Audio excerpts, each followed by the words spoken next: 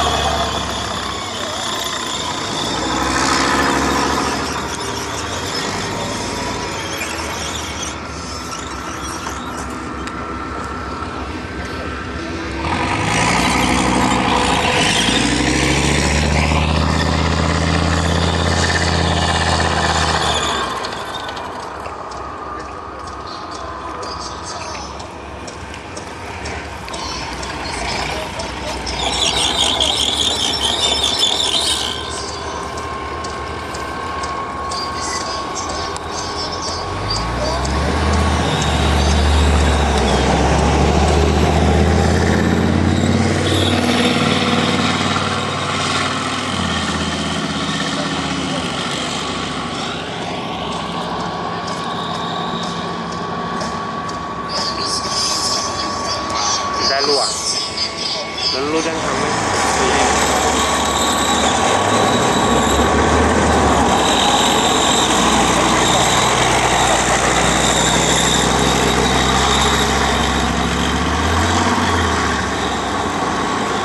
Đây hiện khai à?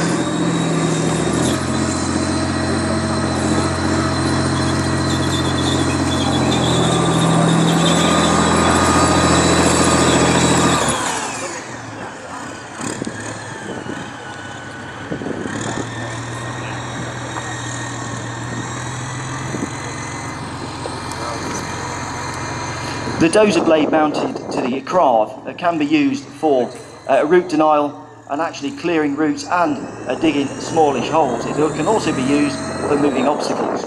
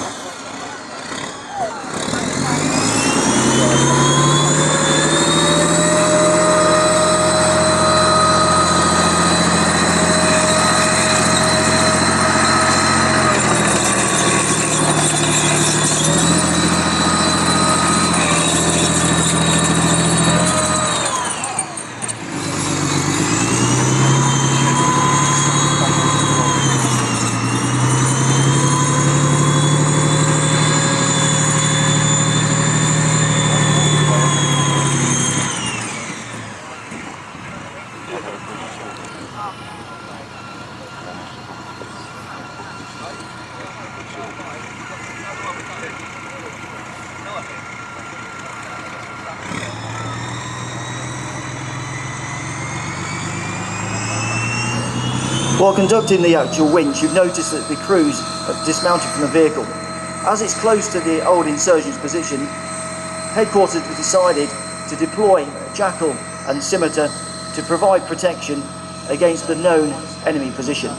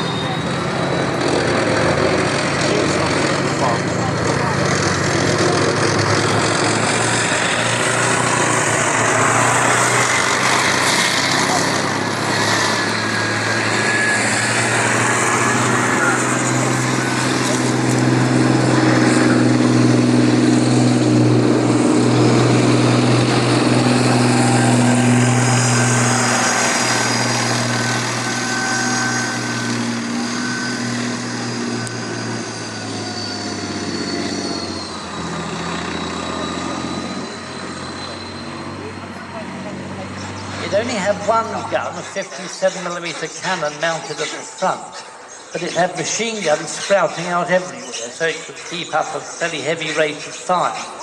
The driver and his mate sat at the top and peered out over the top of the vehicle. They're in that central cab. At least they would be on a real tank. The tank was powered by a pair of Daimler engines, but they were German Daimlers, driving through a 3-speed each-way gearbox. So in theory, the tank could go just as well in either direction, and of course steer just as well too. It could turn around its own length like the British tanks. Now the difference is the German tanks did have a sprung suspension, so they gave a much more comfortable ride. However, the Germans were rather heavy on overmanning, and they'd have up to 18 men inside one of these tanks, the gun crews all around, the machine gun crews, the cannon crews, the driver, his mate, and a couple of mechanics to make sure the thing was running properly. So that even if you knocked an A7V out, you still had 18 rather cross men to deal with who jumped out and ready to fight. There was only one battle on the 23rd of April 1918 between a Mark IV mail tank and an A7V. And the British tank won, at least it hit the German tank. The tank fell over, or at least it fell apart. But they managed to get it started again and off the battlefield. So it was a rather a Pyrrhic victory, and the Mark IV mail was hit by a shell a little while later and wrecked anyway.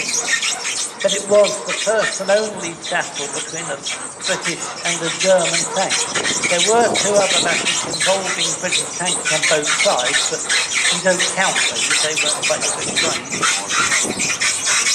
Now, as you can see, the A7V, which is following the Mark IV, is a much more slab-sided, and the tracks are underneath the vehicle, rather than all the way round, so they didn't have the trench-crossing ability of a British tank. The British tanks came out pretty well throw themselves into the trench and out the other side without any difficulty. So that's what really sets them apart, is the basic design to build a tank that had an excellent cross-country performance.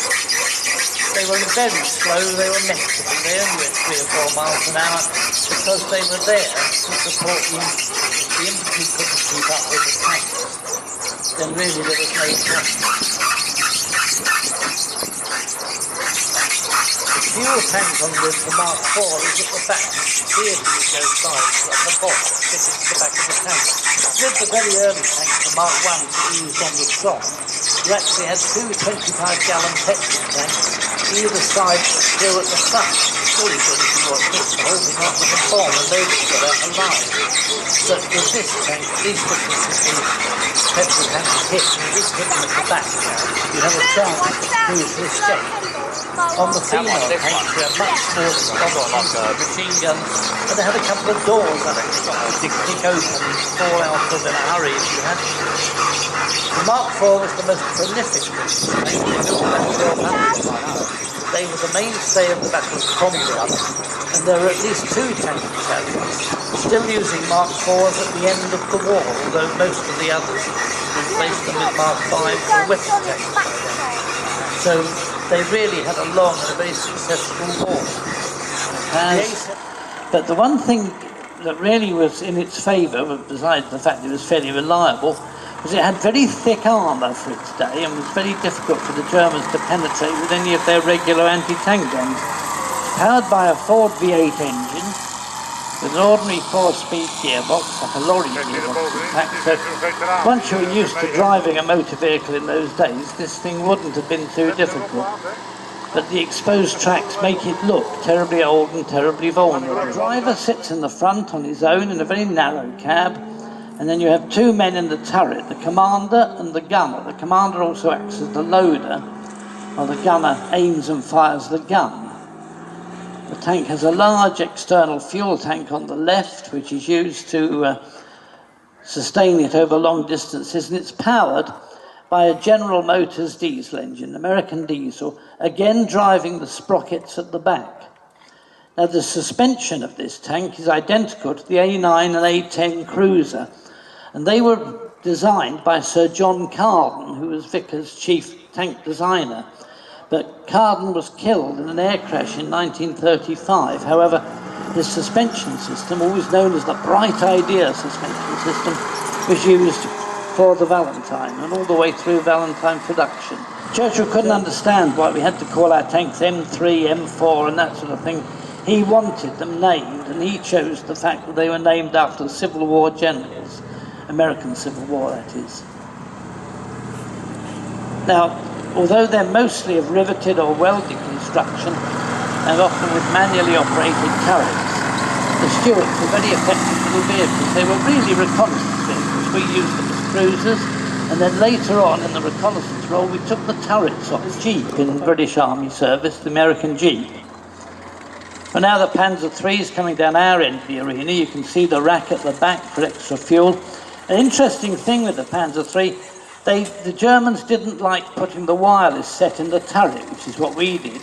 So the aerial is on the right-hand side of the hull and usually laid flat because it got in the way of traversing of the turret. It's got open doors on the sides of the turret so that you could stay fairly well ventilated in desert conditions. But they also served on the Russian front and, of course, in northwest Europe, although by the end of the war they were getting a bit long in the tooth. Still, an excellent all-round tank in many respects. The Kettenkrad, a bit of a novelty, and really incredibly expensive. When you see the trouble they went to with ball-bearing races in the tracks and so on, you wonder why they bothered. And then the Kubel, a good, functional, excellent little cross-country vehicle. Quite an interesting selection there.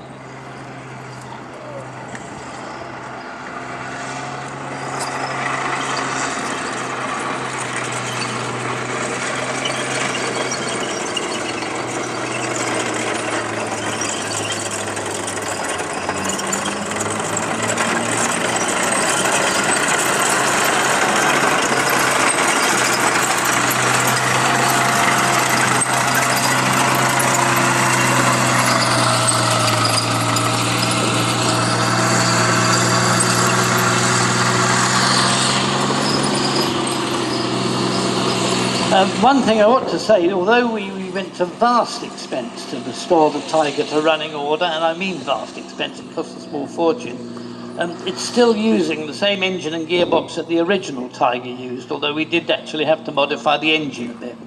But it's basically as it would have been in 1943. That particular Tiger was captured by the British in Tunisia in 1943 in an action with some Churchill tanks of 48th Royal Tank Regiment. And they got in a lucky shot which ricocheted off the gun barrel, which you can still see the scratches from, and penetrated the top of the hull. Really a very impressive machine, and something you'd only go up against if you didn't know it was there, if you know what I mean. It's when you know the Tiger's there, you don't go near it, if you've got any sense. Floor of the vehicle and twists. So as it twists and then untwists, that's how the suspension works. But you can see all the wheels going round. The only one that's actually doing any work is the front one, which is the drive sprocket. That's engaging with the tracks and pulling the vehicle along. All of those other wheels you can see are weight-carrying wheels, except the one at the back, which again you adjust for tension. So it's quite, any track vehicle is a complicated arrangement, but that's even more so on the half-track because the drive is so far forward. Christie suspension and a fully welded hull. Comet was taken into service right at the end of the war, Bovington, the 11th Armoured Division amongst others, and you can hear the noise of that Rolls-Royce engine as it goes round. When first built, it had the 17-pounder. It was then upgunned to the 20-pounder. It was an 83mm gun that they used during the Korean War. Then it went up to another version 20-pounder with a fume structure on it, and then latterly with a 105mm gun.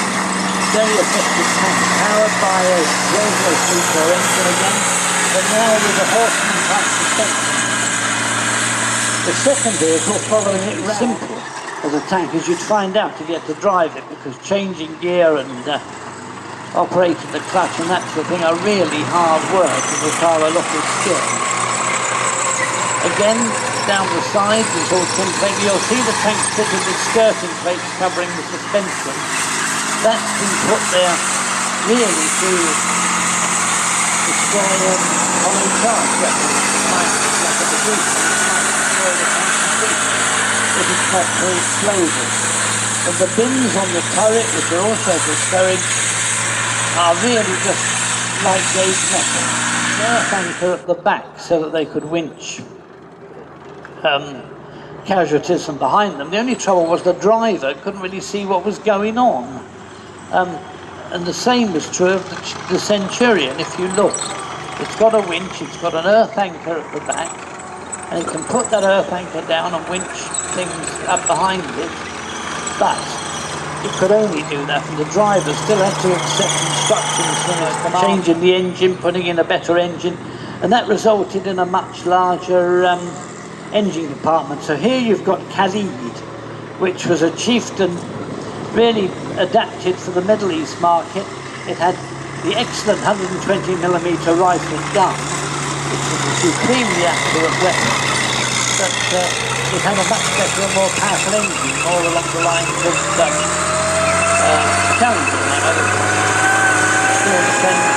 Now I should tell you that the driver of that tank is Bob, who used this tank quite a lot. There were a lot of attempts to sell chieftains to the Middle East, mostly met with failure when we were trying to sell them ones with the original engine, but with these improved engines, they certainly make quite a difference. It's got a full MBC pack on the rear of the turret. It's like a box stretched across the back of the turret, and it means that if you get caught in a nuclear, biological, chemical environment, that will filter the air so that the turret crew who are sealed in get reasonably fresh air to breathe instead of contaminated air. That's become quite common on modern tanks now, but that only really works if you can seal the tank properly in the first place. The driver normally changes gear with his foot, which is much more like a motorbike really, but it takes a bit of coordination to learn to drive a chief. Fought in the first Gulf War in 1991, and this was the tank actually commanded by Colonel Arthur Denaro, who commanded the regiment as well.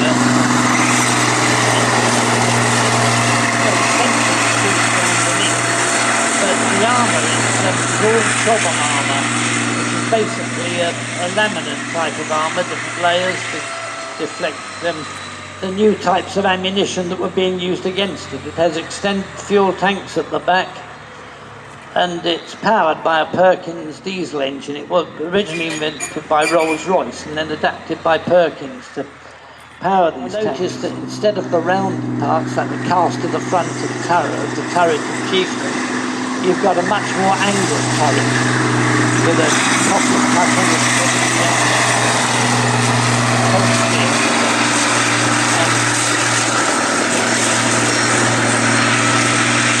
the gun is fully stabilised, so no matter which way he points it, it's still going to be right on target, no matter what he does with the tank.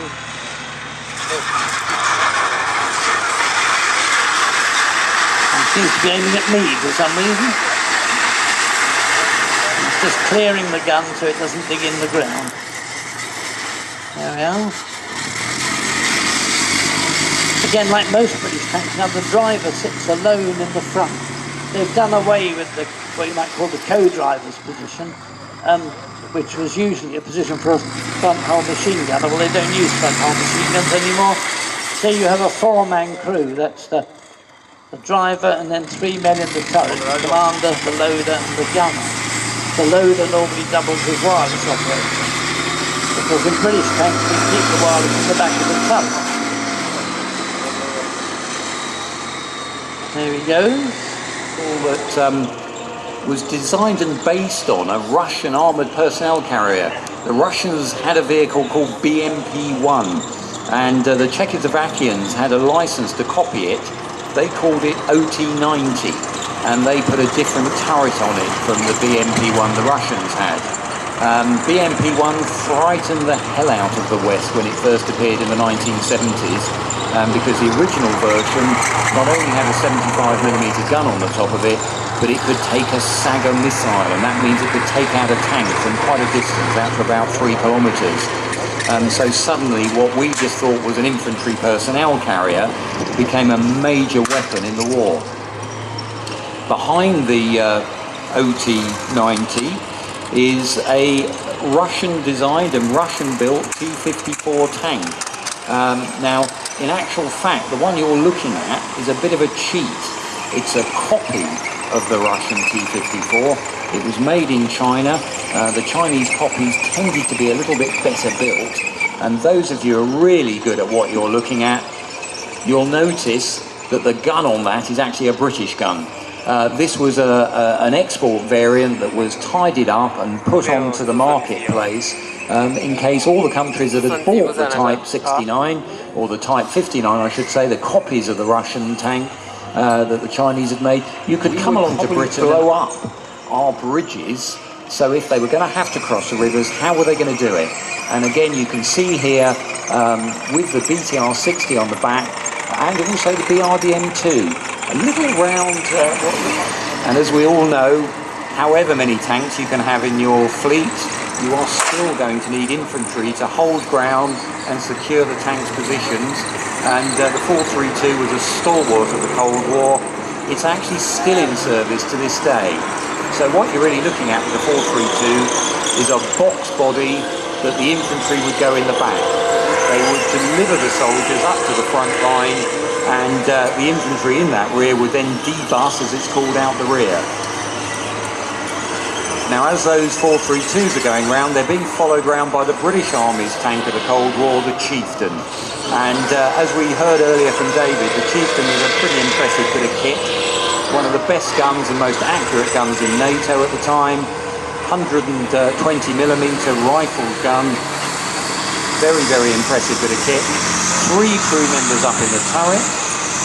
You've got your commander, you've got your loader, and you've got your gunner, and the driver's hidden away right down at the front, again in a supine position, so he's keeping the turret nice and low. Now, following the Chieftains, we've got 2 American M60 tanks. Again, they were the workhorse of the American Army through much of the Cold War. A fairly basic design.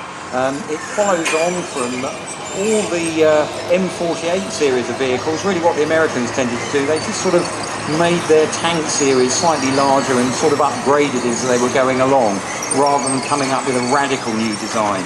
But the M60, a very big, very heavy tank. They used the British 105 gun on it, so it was an impressive bit of kit in terms of firepower, and they put a whopping great big diesel engine in the back to power it around. Now, behind the 2 M60s is a reconnaissance vehicle, started off by actually putting the Jaguar E-type engine in it. It was about the only engine with a bit enough oomph in it to fit down by the driver in the front there. 2 guys in the turret, you can see with their heads out at the moment, and it was used as a reconnaissance and sometimes as a light tank. It could pack a bit of a punch, but it didn't want to hang around too long fighting off the enemy. Now, behind our Scorpion vehicle, funny looking vehicle with a dome on it.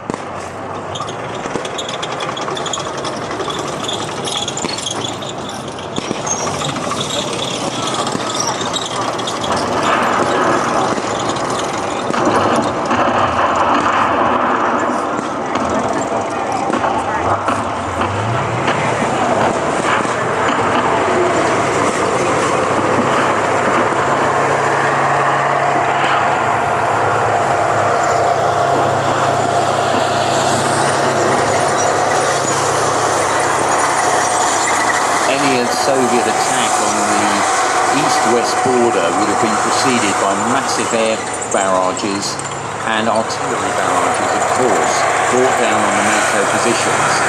That would then be followed by, we've got, as we can see, the armoured infantry coming forward in the BMP-1 and also tank support. We're seeing their recce vehicles hunting around as well, looking at where the enemy positions are. Hierarchical. You only did as you were told on the attack, so it's very important that messages are got back to the command vehicles by the reconnaissance vehicles at all times.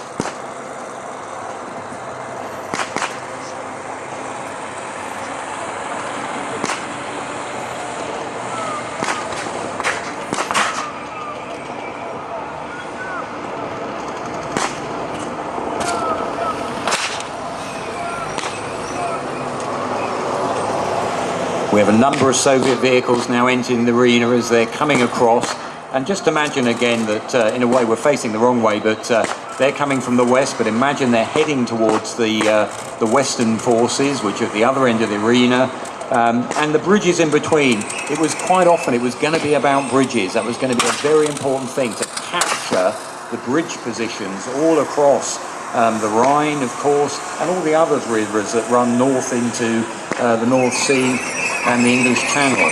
So it's going to be very important the Russians capture those if they were going to be successful in their advance. Of course, in the west, the NATO forces were going to have to defend those bridges. Now, following on in this unit is the command vehicle. It's making its way onto the arena at the moment. That would be the vehicle that all the senior officers would be in the back, making sure everybody's doing as they're supposed to be doing.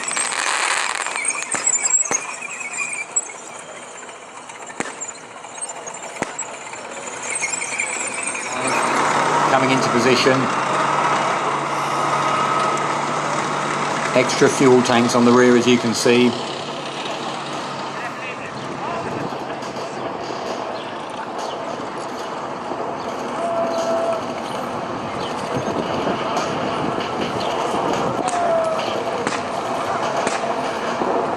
You can see some of the Soviet forces debussing, having to climb over the side of their BTR-60, coming out and advancing on foot onto the NATO positions at the far end of the arena.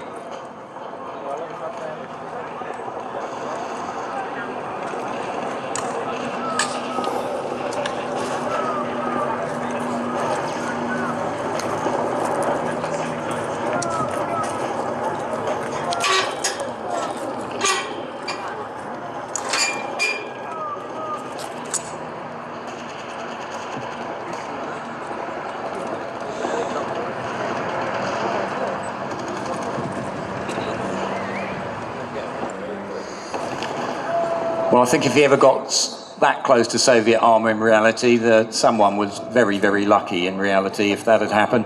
But so the Lynx found out where the Russian positions are, reporting that back so they know how and what they need to draw in terms of taking on the Russians.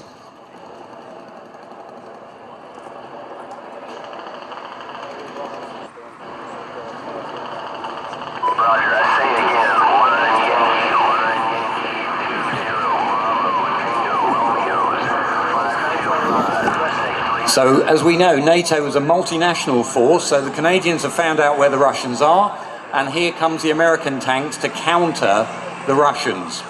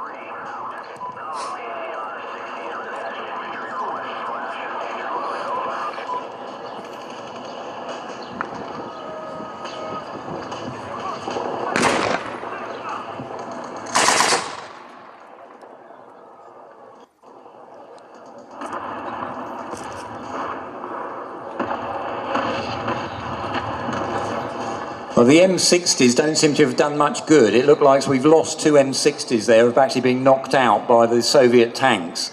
M60 was a good tank, but again, it went on perhaps a little bit longer, and it certainly wasn't a match for, or it didn't keep up with a later generation, even though they kept on improving the M60.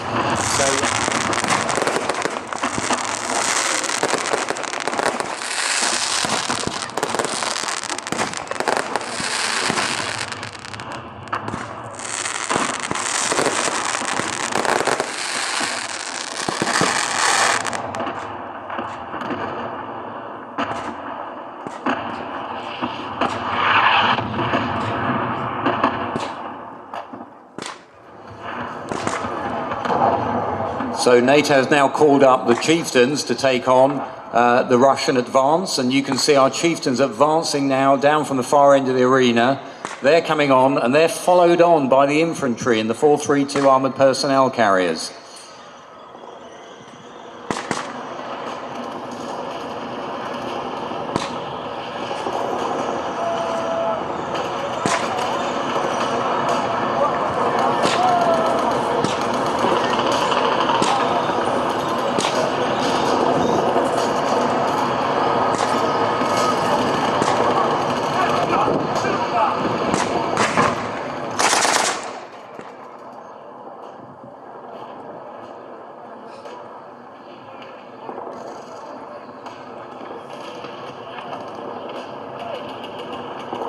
There for a few hours at a time, bouncing around across the battlefield, very confusing.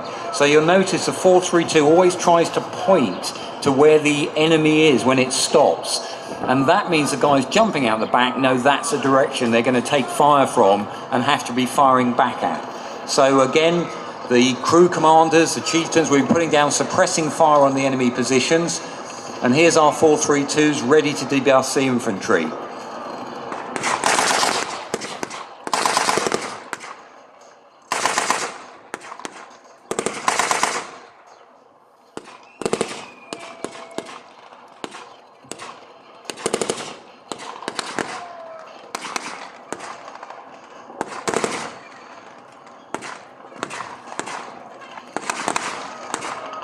Now you can see they're doing section attacks, which means some of the chaps run forward, drop down, then another section runs forward and drops down.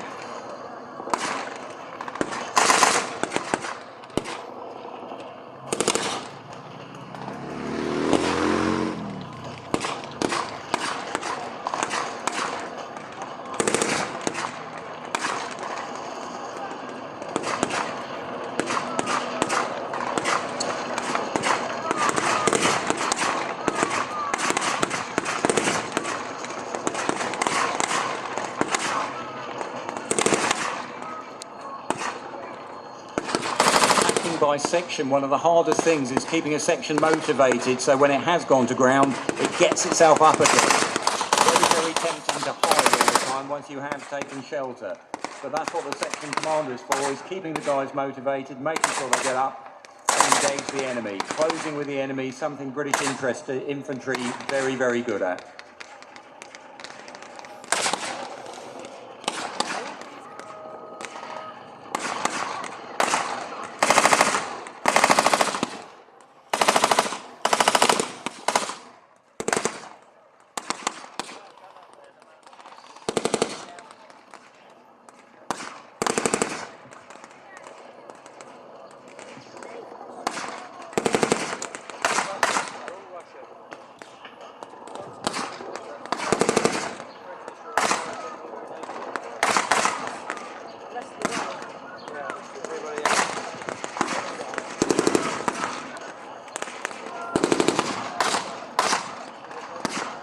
And as you can see, the sections are working their way forward in places, backing each other up, giving covering fire as they advance.